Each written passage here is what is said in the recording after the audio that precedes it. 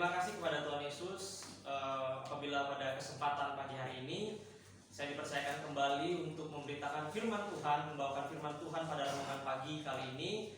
Dan juga berterima kasih kepada Ibu Asrama yang sudah mempercayakan saya untuk memberitakan firman Tuhan, membawa firman Tuhan pada pagi hari ini. Oleh sebab itu, mari sama-sama kita buka firman Tuhan dari Ulangan pasal yang ke-31. Ulangan pasal yang ke-31 ayat 1 sampai ke 8. Nanti kita akan membaca secara bergantian.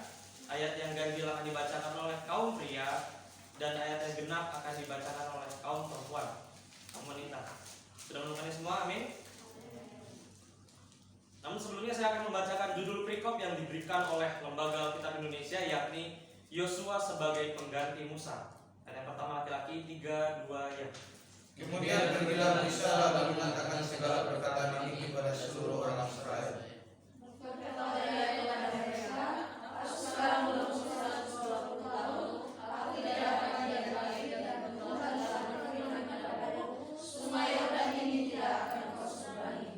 Tuhan Allahmu dialah yang akan menyeberangi depanmu, dialah yang akan memenangkan bangsa-bangsa itu dari hadapanmu, sehingga engkau dapat memiliki negeri mereka. Yosua dialah yang akan menyeberangi depanmu, seperti yang difirmankan Tuhan.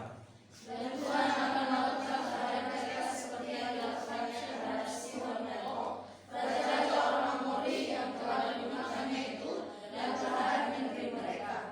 Tuhan akan menyerahkan mereka kepadamu, dan haruslah kamu melakukan kepada mereka tepat seperti perintah yang kusampaikan kepadamu.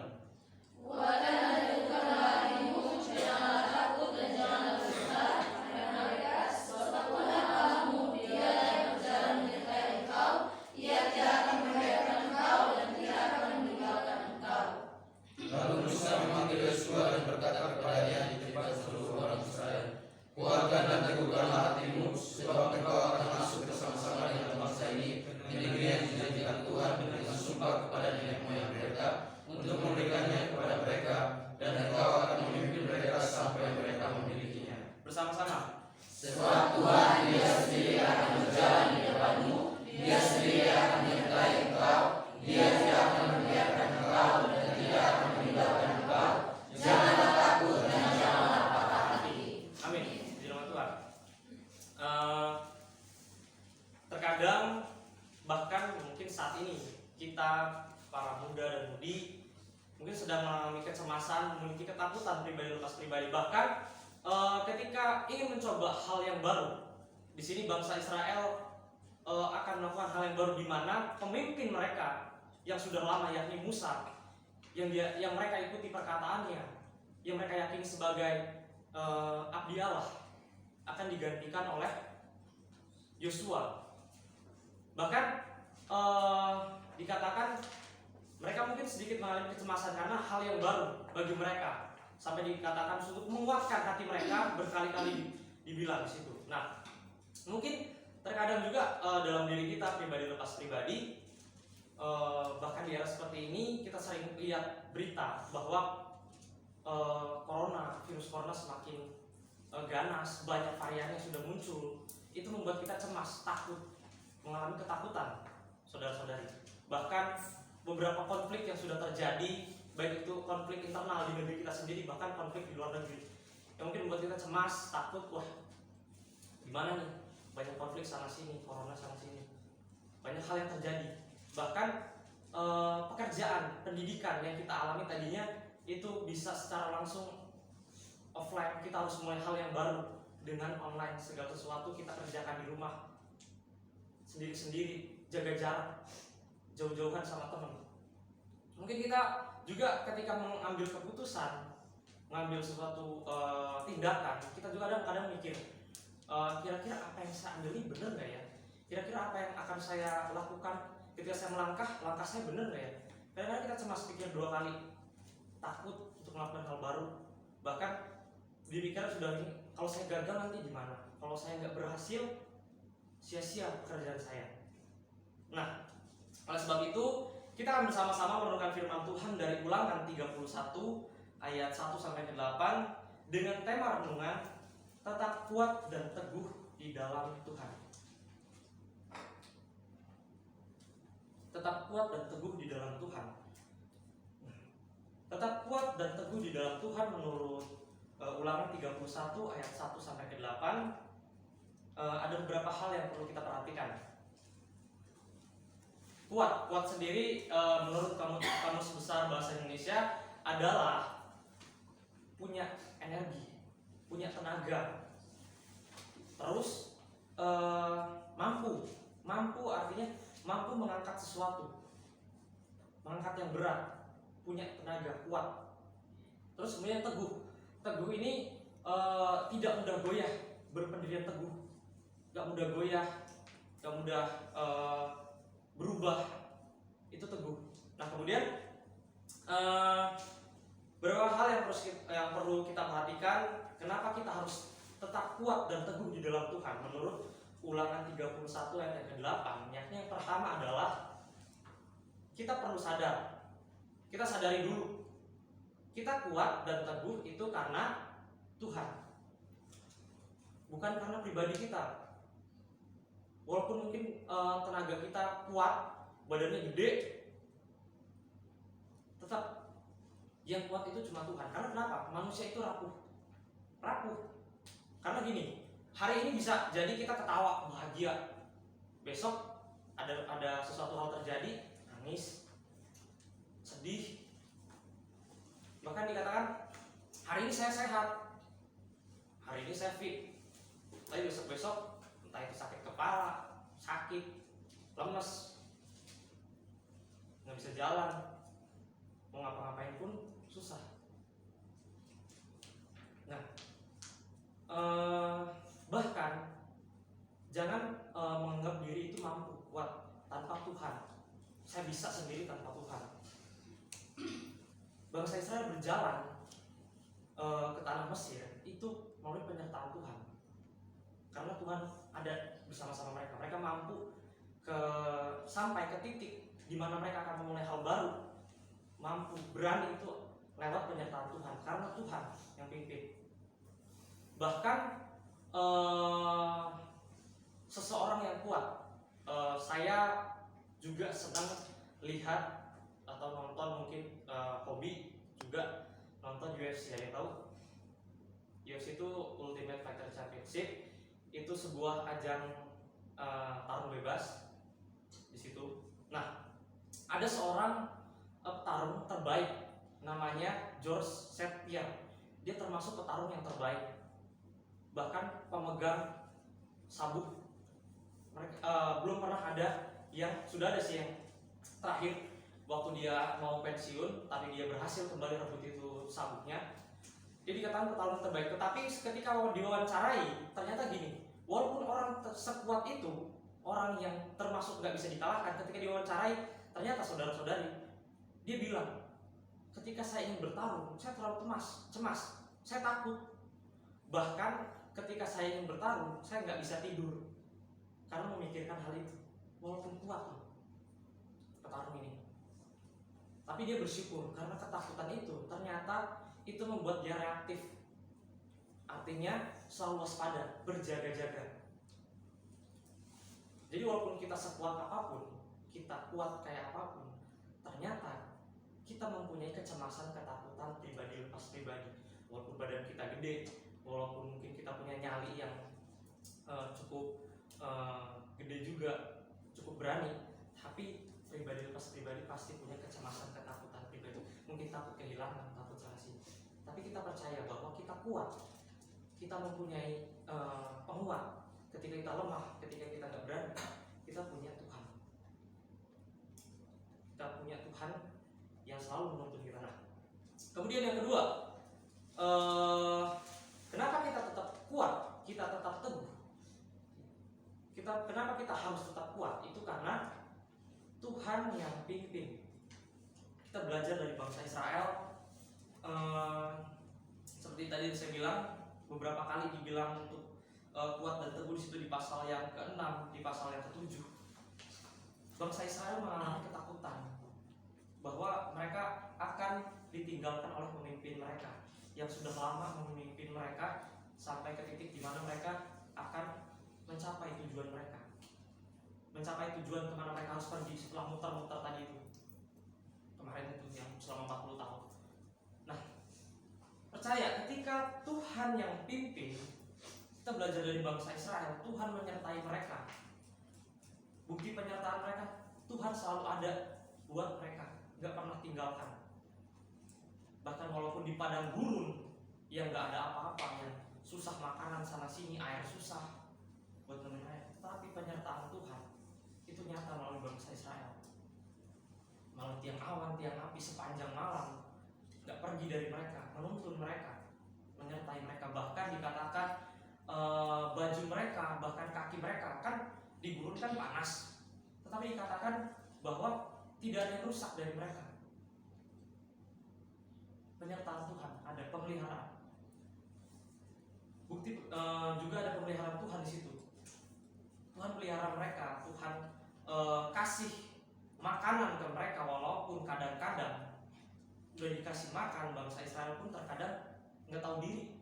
Udah dikasih, tetap aja ngeluh. Dikasih makanan, pengen yang ini, pengen yang itu, milih yang ini, milih yang itu, pengen yang lebih enak. Nah, terkadang pun kita seperti itu. Kita kadang takut walaupun sudah yakin Tuhan yang pimpin. Tuhan yang pimpin. Ketika kita datang ke tempat ini dengan keadaan seperti ini yang mungkin serba harus secukupnya, harus belajar untuk bersama-sama.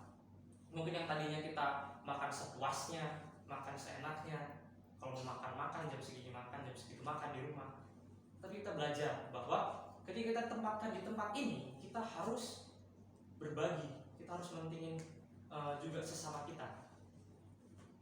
Jadi kita tetap kuat dan tetap teguh itu karena Tuhan yang pimpin. Percaya aja, ketika kamu ditempatkan di tempat ini, saudara dan saya, bahkan saya sendiri nih, ditempatkan di tempat ini, saya nggak takut karena apa? Tuhan yang pimpin. Tuhan akan pelihara saya, Tuhan akan sertai hidup saya.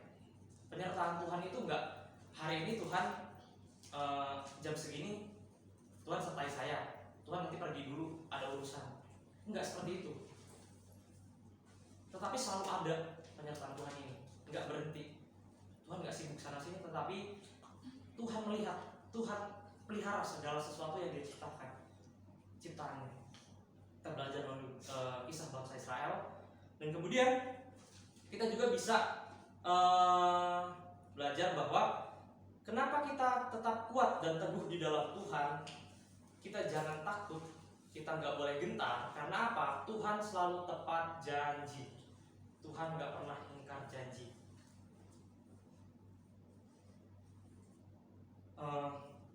Tiba saatnya untuk bangsa Israel masuk ke tanah perjanjian.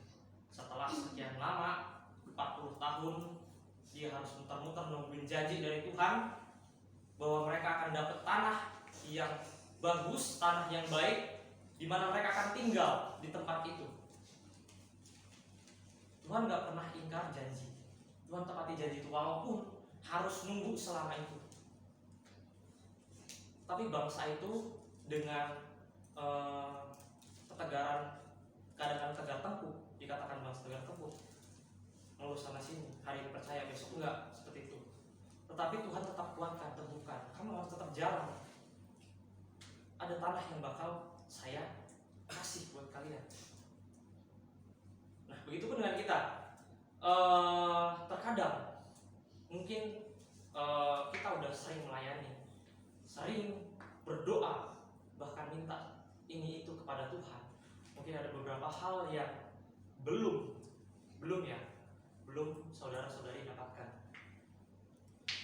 dari Tuhan. Tapi kita yakin dan percaya tiba saatnya nanti Tuhan akan tepati janji, Tuhan akan berikan itu. Ketika mungkin di tempat ini saudara-saudari dari kampung, saya juga dari kampung, datang ke tempat ini melayani Tuhan, bahkan mungkin sering dipercayakan Tuhan pelayanan ini, pelayanan itu sama Tuhan. Terkadang kita minta Tuhan, saya pengen ini, Tuhan, saya pengen itu. Tetapi kadang ada juga waktu jeda untuk menunggu. Kita udah minta sama Tuhan pengen secepatnya, kadang-kadang nggak sabar buat dapetin hal itu. Tapi kita dipaksa untuk nunggu. Mungkin belum siap, mungkin belum waktunya. Ketika dikasih mungkin belum siap untuk dipercayakan hal itu. Nah, tetapi kita yakin dan percaya, kita imani, walaupun bangsa Israel dibuat menunggu seperti ini, tetapi akhirnya mereka sampai juga, Tuhan tepati juga janjinya untuk menyeberang ke tanah perjanjian yang akan diberikan kepada Tuhan. Bahkan pernyataan Tuhan itu juga harus kita lihat. Mungkin sebelum mereka menyeberang sungai Yordan yang akan mereka seberangi, itu menjadi hambatan, rintangan, halangan buat mereka untuk menyeberang. Takut gimana caranya, tapi bukti pernyataan Tuhan, mereka mampu menyeberang sungai tersebut. Tuhan kasih jalan bahkan buat mereka. Sungai tersebut jadi kering. Tuhan kasih jalan. Bahkan pernyataan mereka apa? Ada bangsa-bangsa, ada bangsa-bangsa yang begitu besar, begitu kuat, sedangkan bangsa Israel yang minim segala sesuatu, rumah aja gak punya, masih sana sini, tempat tinggal aja gak punya, masih numpang sana, numpang sini, suruh sana sini, bongkar tenda bahkan. Tapi kita yakin dan percaya bahwa ketika Tuhan buat kita nunggu, ketika Tuhan buat kita capek untuk melakukan hal ini, melakukan hal itu, ada buah manis yang akan kita petik dari situ. Janji Tuhan nyata yang akan terjadi buat kita. Nah, ada sebuah ilustrasi menarik seperti ini. Ada dua orang ibu-ibu. Dia datang ke sebuah acara. Dia datang dengan kendaraan umum, angkot lah ini. Ketika sudah mereka sampai ke tempat itu dan acaranya berlangsung, ternyata acaranya berlangsung cukup lama, nggak sesuai dengan jadwal, agak ngeret. Acaranya lama, terus selesainya lama, ke tepat waktu. Nah, harusnya angkot yang mereka naiki, angkutan umum yang mereka naiki itu tibanya misalnya jam 9, tapi ternyata acaranya selesai setengah 10 dan mereka harus nyampe ke tempat angkot itu jam setengah 10 lewat. Nah, karena mereka udah telat, ternyata angkotnya udah habis, angkutan umumnya udah habis, mereka ketinggalan angkot, mereka nggak dapet angkot itu. Nah, akhirnya dua ibu-ibu ini memutuskan, kita jalan aja yuk. Salah satu ibu ini bilang, nanti kalau kita kenapa-kenapa gimana? Nanti kalau ada penjahat gimana? Udah, kita yakin aja, imani. Kita percaya bahwa Tuhan menyertai, kata ibu-ibu yang satunya lagi ngomong. Nah, akhirnya berjalanlah mereka berdua. Ketika berjalan, ternyata ada sekumpulan pemuda itu yang sedang bermain gitar dengan teriak-teriak, dengan urak-urakan. Mereka main sana sini. Ibu-ibu itu ada ibu yang satu bilang, wah gimana nih? Kira-kira mereka jahat nggak ya? Ntar kalau kita diapa-apain lewat situ gimana? Tapi ibu-ibu ini bilang yang satunya lagi, udah yakin aja, percaya Tuhan sama kita. Kita lewat aja, kita sopan sama mereka ya. Akhirnya mereka lewat. Ketika lewat, mereka bilang, permisi ya dek, kita lewat. Ternyata dugaan ibu yang satunya tadi bahwa mereka jahat, mereka yang itu, mereka salah ternyata. Ternyata anak-anak ini baik. Walaupun teriak-teriak sana sini, anak ini bilang, bu kemana bu? Udah malam seperti ini, mau saya antar nggak? Tujuan ibu kemana? Wah, ternyata anak-anak ini baik. Diantarkanlah dua ibu ini dengan selamat tanpa kurang suatu apapun. Nah, begitupun dengan kita melalui ilustrasi ini. Terkadang aturan kita mungkin saya harus selesai tepat jam segini. Ternyata nggak sesuai dengan apa prediksi kita. Terkadang meleset. Prediksi kita jam segini ternyata bukan. Terkadang pun kita seperti itu. Tetapi kita yakin Tuhan nggak pernah tinggalkan, Tuhan sertai. Walaupun ada hal yang menghalangi, rintangan seberat apapun, pasti sertai, Tuhan pimpin. Yang kita harus lakukan adalah tetap kuat dan teguh di dalam Tuhan. Kita punya iman sama Tuhan. Itulah saudara-saudariku, kita harus tetap kuat dan teguh di dalam Tuhan. Jangan menganggap diri kuat, jangan menganggap diri mampu, karena kita ini rapuh. Kadang kita hari ini lagi senang, ketawa gembira, besok sedih. Hari ini kita sehat, besok bisa sakit. Jadi harus sadar bahwa kita ini rapuh. Kita kuat itu cuma karena Tuhan yang memampukan. Dan kemudian kita harus tetap kuat dan teguh dalam Tuhan, karena apa? Tuhan yang pimpin. Kalau Tuhan yang pimpin, Tuhan itu tanggung jawab, gak bakal tinggalin. Tuhan akan tetap sertai kapanpun, dimanapun, situasi dan keadaannya kayak apapun, Tuhan akan tetap sertai. Dan Tuhan akan pelihara hidup saudara-saudari sekalian. Tuhan gak akan biarkan kelaparan, Tuhan gak akan biarkan mungkin mengalami sakit yang begitu keras, bahkan kita gak mampu, tetapi Tuhan akan topang kita. Bahkan jangan ragu, jangan bimbang, walaupun ketika mungkin dibuat nunggu sama Tuhan, tapi kita yakin dan percaya Tuhan tepati janji kepada kita. Tuhan gak pernah ingkar janji. Terima kasih. Demikianlah renungan kita pada pagi hari ini. Semoga pasti memberkati kita semua di tempat ini. Mungkin yang saya dapatkan ini, tapi mungkin juga dari saudara-saudari ada yang dapat ini, yang dapat itu. Beginilah firman Tuhan. Firman Tuhan itu hidup. Firman Tuhan artinya hidup, mampu memberkati kita semua, pribadi lepas pribadi.